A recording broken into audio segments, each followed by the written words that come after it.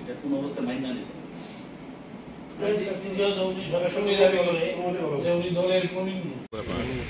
রাজ্যে এই প্রথম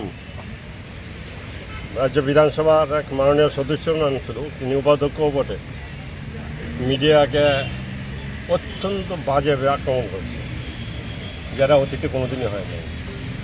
এই বিষয়টি আমরা মুখ্যমন্ত্রীকে জানাতে এসেছিলাম এবং কী কী ঘটনা ঘটছে মুখ্যমন্ত্রীকে আমরা সবাই মিলে জানিয়েছি।